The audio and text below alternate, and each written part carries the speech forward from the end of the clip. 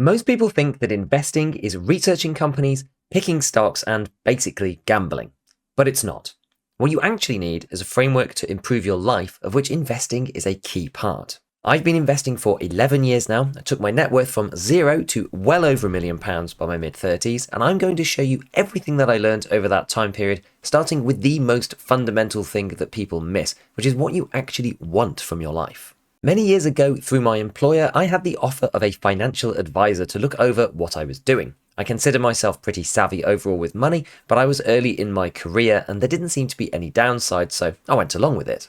I was expecting to sit down and discuss the various aspects of my portfolio, how much money I was allocating to different things, but the very first question that I was asked was, what are your long-term plans? What do you actually want from life? What are your goals? It seems extremely obvious in hindsight, but at the time I was just thinking about making and saving as much as I could year to year. The truth is that what you actually want your life to look like in the future has a massive impact on the choices that you need to make today. Since then, I've been asked numerous times by friends and family questions along the lines of, what would you invest in today? Or where is the best place to put this lump sum that I've unexpectedly received? And of course, the first answer is that I'm not a licensed investment advisor and I can't give personal investment advice. But if you were even to begin to answer this question, then you need to work out, what are you actually working towards? Now, I'm not saying that you need to have all of the minute details of your life planned out immaculately for the next 50 years, because things just don't really work like that. But if someone is building their deposit for a first house purchase, for example, common wisdom would say that it's unwise to have anything in stocks and shares in the first place if the intention is to buy in under 5 years' time. The market can move up or down quite violently over short periods like this, as we're seeing right now in March 2025. You might make money, but you also might not. And this is much more akin to gambling than investing, despite putting the money in exactly the same things. The other common example is older people who are close to or receiving their pension and moving into lower risk portfolios. But there are many other nuanced scenarios, such as how long are you intending to work for? Are you looking to start a business at some point? And very importantly, what kind of lifestyle do you ultimately want to have, especially when it comes to spending? It's very easy to choose a high number here to cover traveling, experiences, living in a nice place, all of those kinds of things. But it's super important to be conscious of the implications that arise because of this.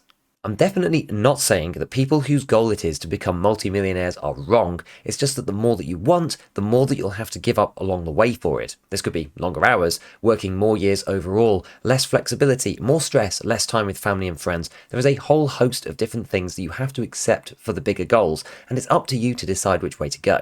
The most important thing here is to make sure that you are deciding consciously, not just to strive for the big goals for the sake of it, but to really consider what you're giving up to get them so that you don't look back and regret it. So now that we've decided on some goals, or at least started to think about what they are, we've talked a lot and haven't invested anything yet.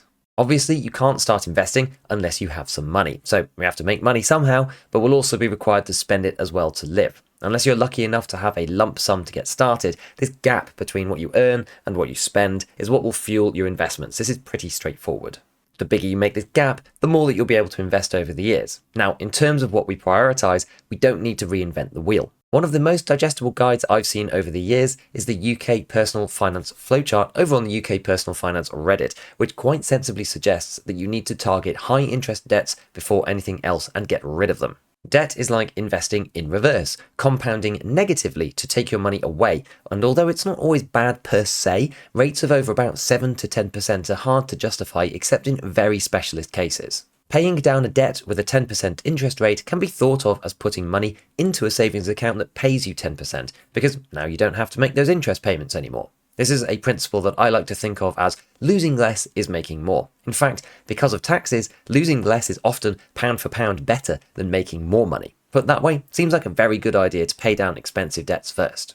However, as I said, debt is not always bad, and the two big exceptions in general are UK student finance and mortgages, but more on these in a second. So once we're free of the hyper-expensive consumer-type debt, can we start investing now? Well, nearly. Next, it's important to have a cash buffer in case anything bad happens. You lose your job, your car explodes. There are many different things that having a safety buffer is critical for to turn life from a continuous potential existential crisis as soon as something goes wrong into an annoying but manageable expense instead that can be quickly dealt with. How much to have is a nuanced question and depends on your own personal tolerance to risk, but the common wisdom is somewhere from 1 to 3 months of regular spending to start with, and that includes everything, and eventually increasing this to 6 months or so. This buffer means that if you did lose your income, you have some runway to sort it out before falling off the end. The cash pot here will likely be a drag on your overall investing performance, so the intention is to keep as much of it as possible against the ongoing tide of inflation, where prices go up every year and you have to spend more every year to keep exactly the same quality of life. For my cash buffer, I have historically tended towards the cash ISA because you can get competitive interest rates and not having to think about taxes makes things very easy. You can always transfer these to stocks and shares ISA accounts later too, if you so wish, without using up any of that year's allocation, which is very handy. More recently, I've been holding funds for short-term use in my stocks and shares ISA instead, using money market-like ETFs, one in particular called CSH2, which currently pays about 4.45% equivalent. I have a whole video about this over here if you're interested. With our toxic debts paid and cash buffer in place, we can now turn our attention to actual investing, which should be considered much more widely than just stocks in a trading account. We will talk about traditional investing soon, I promise, but I consider any purchase of assets basically as investing, because a decision to buy one thing simultaneously implies a decision not to buy something else, so it incorporates the whole universe of possible choices with your money. Investing is the ultimate opportunity cost game, and each decision needs to be weighed up against the alternatives rather than looking at it in a vacuum. For this reason, one of the biggest investing decisions that people make is whether to buy a house or not. This is not traditional investing as most people see it, but it has an enormous impact on the overall structure of your finances because of one simple feature: leverage, or borrowed money. Buying versus renting is a complicated topic because it encompasses a lot more of the goals aspects of finance than most, being driven by where you work, how flexible you need to be with your location, whether you have kids or not, where the schools are, where you want to spend your free time, and where your family and friends live. But when thinking about rentals versus getting a mortgage, practically this is a decision whether to borrow a house or apartment from someone directly, in the case of renting, versus borrowing the money to buy a house or apartment from someone, in the case of the mortgage. There's a few things to consider here. With renting, you get more flexibility around where you live, but with potentially less stability, and the fact that you usually only pay a small deposit alongside the monthly rent means that you can deploy any spare cash you have in other places like stock market investments. You don't have any exposure to property prices per se, but if your area gets more desirable and there's more demand for property, it is possible that you will see this feed through into rent increases in the future.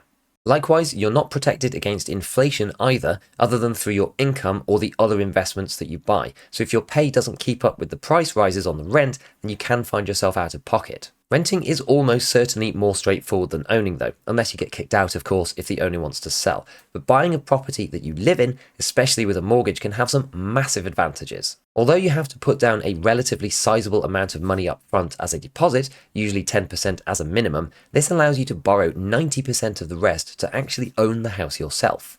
Although this means that you are now directly exposed to property prices and the risk that comes with it if they do fall for whatever reason, the huge benefit that many people overlook is that you now benefit from inflation as well, at least relative to renting. The main reason why this works out so well is that inflation affects the total price of your property, but it doesn't change the size of the mortgage at all. In the example where we'd put down 10% as a deposit, if inflation was a regular 2% per year, which is the amount that Western central banks try to keep it to, in a year the house price would go from 100 to 102. This means that your equity in this context, how much you actually own of the house and you would get back if you sold it, went from 10, which was our deposit, to 12 because of the increase in inflation, which is a 20% return before any interest calculation, for doing nothing basically. You could argue that this benefit is baked into the interest rate itself that you pay on the money that you borrowed to buy the house in the first place, and to a certain extent this is true. Higher inflation generally means that the central bank will put up the interest rates to counter it. But remember, as much as you have to pay the interest on the mortgage, you otherwise would be having to pay a rental payment instead. If you are hypothetically deciding to rent or buy on exactly the same property, the monthly rent would have to be quite a bit lower than the interest on the mortgage to make up for it, because you don't get the inflationary tailwind when renting. This often gets extra confusing to work out for people because the actual mortgage payment that you make is split between interest and the repayment of the loan itself for 99% of mortgages. Long gone are the days where interest only was the default. Almost everyone nowadays is repaying the loan progressively over its term at the same time as paying the interest, basically so they don't get to the end and suddenly owe hundreds of thousands of pounds. From a cash flow perspective, what you see going out every month on these repayment mortgages makes them look quite expensive. But as each payment makes the loan get smaller, over the long run, this adds to your net worth, because the gap between the house value and your mortgage is what you own. And the only thing that really matters, at least for net worth, is then the interest section that you pay itself. One of the reasons that I would very much like to benefit from inflation increasing, or at least being above zero, is that this puts you on the same side as most governments. The UK government alone has 2.7 trillion in outstanding debt and is not particularly upset if inflation does a lot of the work to erode this over time. Aligning your incentives with the institutions that make the big decisions is typically a good idea in my experience. The reason why the rent versus buy conversation will be going on for all eternity is that it includes any number of unknown variables, such as what inflation and interest rates are going to do in the future, and likewise with house prices and rents. This means that there is no perfect answer, and no one can tell you with any guarantee which will make or save you the most over the long run. But I do think it is worth showcasing an example from real life just to demonstrate how the different pieces affect the outcome, and what better case study is there than my own personal experience. I bought my first property in 2015 and I owned it for 7 years with my, at the time, wife-to-be. This house was 50% more expensive than the sale prices of the apartment that we lived in up until then, on which we were paying the equivalent of 4.6% on the value on rent. When we bought, we put down 17.5% and borrowed the remaining 82.5% required for the purchase. Now, at this point, we can compare the two situations. If we had carried on renting and instead invested the deposit money in a broad US tracker for the S&P, would the gains have made up for not owning the property? Between March 2015 and March 2022, the S&P 500 index was up by 103%, just over doubling in value. This is the equivalent of 10.6% a year, so pretty strongly performing, although I'd like to point out that this is very close to the long-term average return of the S&P before inflation. To make the figures more natural to work with, and admittedly to give myself some level of privacy, I'm going to rebase all of the numbers, starting with the initial house purchase price being 100 and the price roughly of the flat being 66. So at the time of the purchase, we could have invested not just the 17.5 that we had for the deposit, but the extra 2.5 as well from the costs incurred from buying, basically stamp duty and legal fees, starting us off at 20 instead for our investment pot if we carried on renting. Over 7 years, the gains in the market would have taken us to 40.7 total, a profit of 20.7. In that time period, a rental yield of 4.6% that we were paying resulted in 3.1 per year in rent.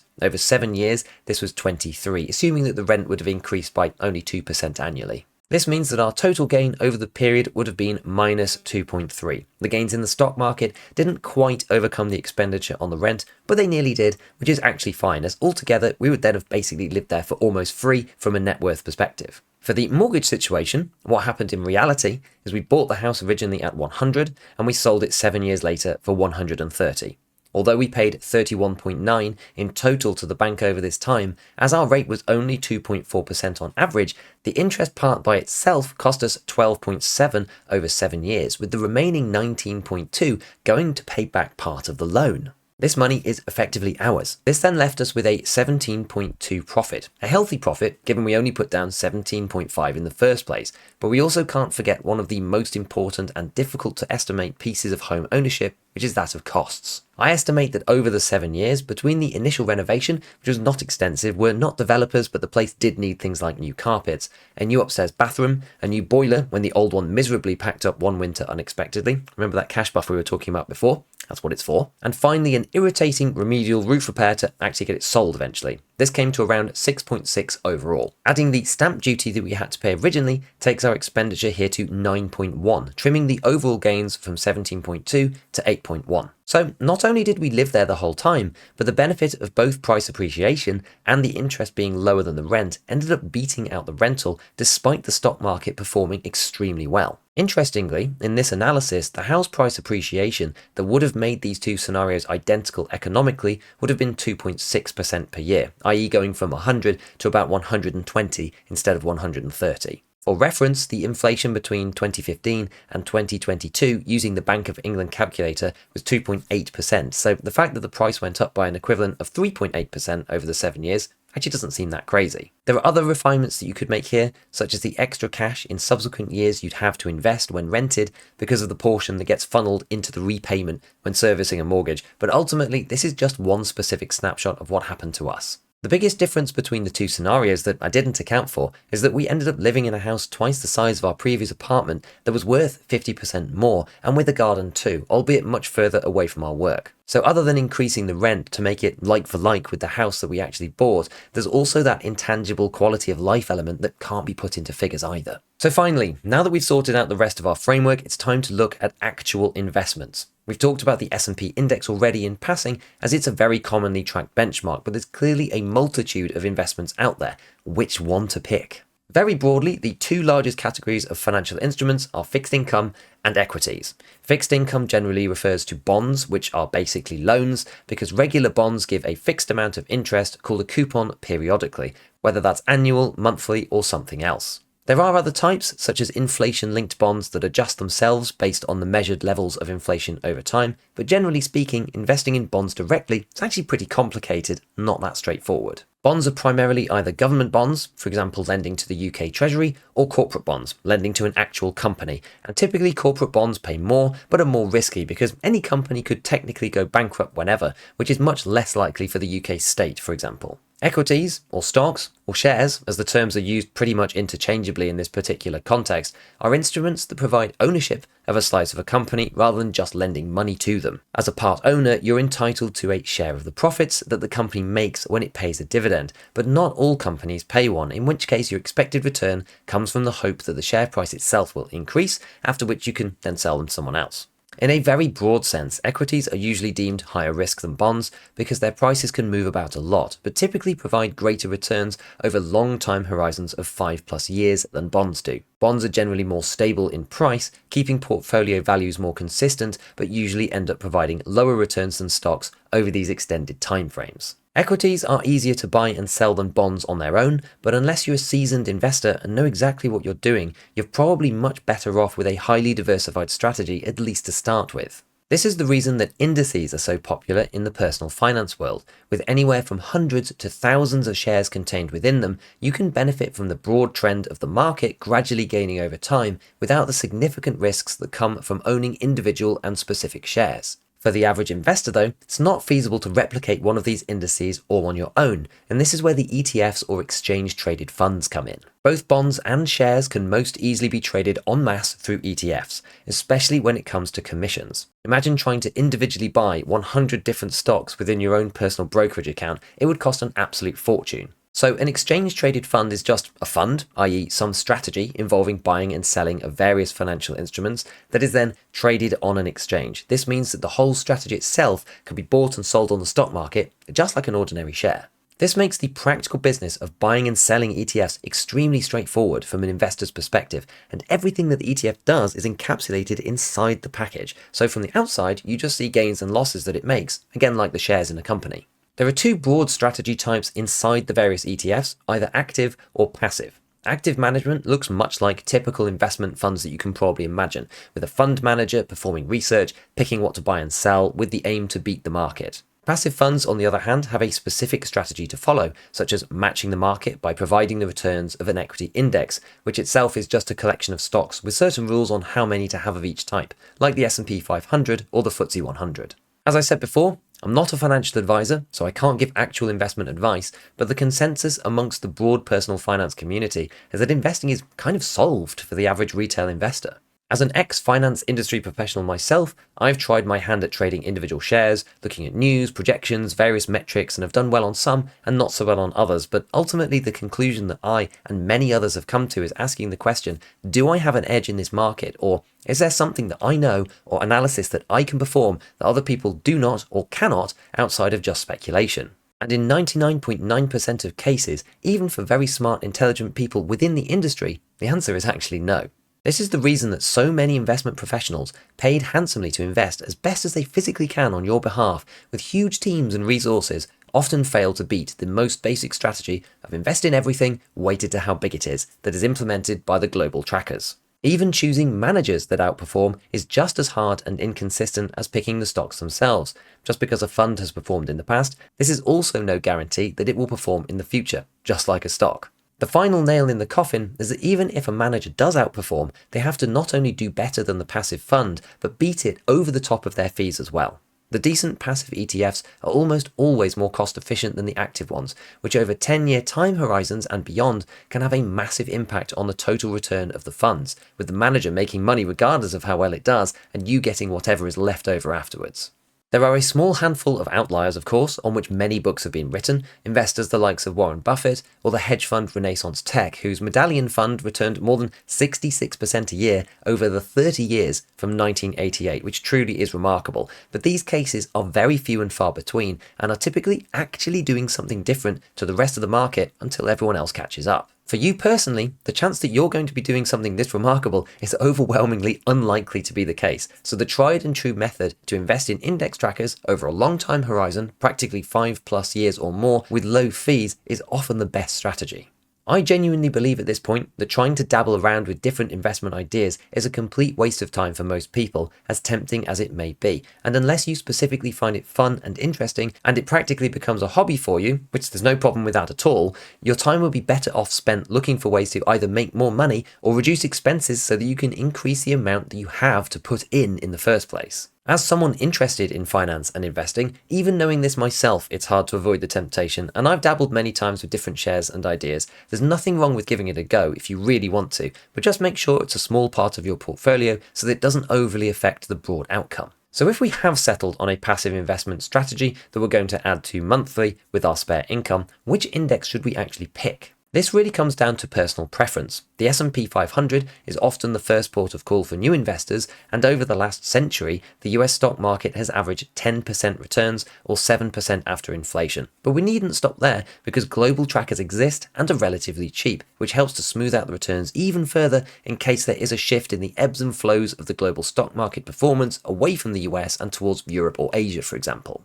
I know lots of people are thinking about this at the moment with everything that's going on in the world, and I personally use the MSCI World ETFs and have done for years, which track global developed market countries, meaning no emerging markets, and the index contains mid and large cap stocks, excluding small caps. The result of this is that MSCI World covers about 85% of the investable universe in terms of market size. There are currently around 1,400 shares that make up its component list, which is 3 times the number as the S&P 500, although something to be aware of is that the North America section of MSCI World still constitutes around 75% of the whole index. This is simply due to the US's outweighted size compared to all other developed market countries in the world. Whether you think this is an issue or not depends on your view, but it's also a symptom of the outperformance in that particular region compared to literally everywhere else for various reasons, which is what has driven its performance in the first place. About 16% of MSCI World is Europe, with the Pacific regions being around the final 9%. In terms of ETFs that actually have MSCI World as their benchmark, these funds that trade in the UK tend to sit in the 0.1% to 0.2% annual fee range, which is not as low as domestic US funds for American investors, but it's still pretty tiny. Some handy ones for UK investors to know and look up is SWLD by State Street or SWDA from BlackRock's iShares. Because these funds have a large amount of diversification built into them, there's not much need to buy anything else, and it's perfectly valid to drip feed money into just one product over many years to build up your investment portfolio. In fact, that's pretty much all I do these days. There are other indices that do similar things, the other common one being FTSE All World, which is similar to MSCI World except it includes emerging markets as well, like China, Latin America and India. At a very high level, if you're looking for US only, which has historically had the highest returns, go for an S&P tracker. If you're wary of the past returns are no indicator of future performance and want a global developed markets tracker to add some diversification outside of the USA, go for MSCI World. And if you want to make that even wider with a global everything tracker, including some more tricky emerging market countries, then go for FTSE All World or MSCI All Country World, sometimes written as ACWI, which is the MSCI equivalent with emerging markets in it as well. The net result of all of this is that the what to buy section of personal finance is actually pretty easy, which alleviates a lot of the operational burden. Now comes the hard part. Psychology. Everyone online says, Dollar cost average into one of these funds and you'll be fine, meaning drip feed in a consistent amount each month using the gap between your earnings and your expenditure. And sometimes these purchases will be high and sometimes they will be low, but overall it will even out the entry point as global markets march progressively higher over the years. It's also very easy to simply state, as I have done, the average returns over the last 100 years of the US stock market, which makes it look so straightforward when put on a continuously compounding chart with a smooth line that goes up and up each year. But what this doesn't take into account is how it feels to be down, day after day, over multiple years, because this can and it will happen at some point. Investing in the stock market, even into relatively tame instruments like global index ETFs, do not perform like savings accounts and move up slowly each day bit by bit. You're probably aware of this to a greater or lesser extent already, but it's tempting to look at the charts and think, yeah, well, I know the theory, it's always gone back up once things sort themselves out given enough time. But browsing through Reddit, there's an amazing number of threads currently in the personal finance space about how much more it can go down, should I sell, and people basically panicking, and that's over an 8% downturn that has set indices back by a mere handful of months. Before investing a single pound, you need to be comfortable with the overall strategy, and that means taking the rough with the smooth, including when everything is down by 40% or more from the peak and it looks like the world is coming to an end. To demonstrate the point more specifically, I've constructed two charts here showing the rolling returns of the S&P over the last 30 years. The blue line represents, for a particular day, what the return of the S&P was on that day versus exactly 1 year previous. And there are in fact lots of places on the chart where, on this particular day, you would have looked back and saw either no progress whatsoever or having lost money versus a year ago. If we add the same analysis but for 3 years instead, there are whole periods, years in length, where you'd have been down on a 3-year basis. Obviously around the dot-com bubble and the 2008 global financial crisis, a portion during COVID as well, although that one was much shorter than the others. So despite the S&P returning 650% over this time period, you'd have spent almost exactly 25% of the time in the market with any particular day's 1-year gains being negative. It's essential that you are aware of this and are properly prepared not to panic and sell low when things get tough. This is one of the reasons that you shouldn't have any funds in the market that are going to be needed in the next 5 years at the very least, because the worst possible thing is to become a forced seller of stocks at the worst possible time through sheer bad luck.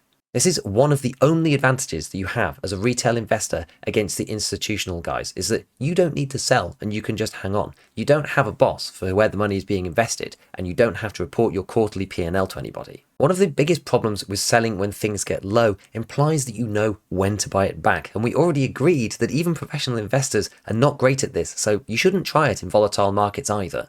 In fact, some of the best returns come just after a big sell-off because markets have a tendency to overshoot. Just a quick glance at the returns table shows you that this is often the case. Missing out on these can be an absolute killer for your portfolio. So, as goes the old adage, passive investing is about time in the market, not timing the market. There are clearly other things that you can hypothetically invest in, from more common ones like commodities such as gold and real estate outside of your primary home, through to regular and cryptocurrencies and even exotic stuff like fine art, wine and watches. While there are various arguments for and against using any or all of these for various reasons, the reality is that many of them venture much more closely into speculation, which as a less experienced investor, we want to stay well clear of. The advantage with equity indices is that fundamentally, you're buying many small pieces of companies all around the world with one primary goal: to make money. A company is just a collection of people paid to make money and some assets to help them get that job done. And as a part owner, you get a stake in that money-making enterprise.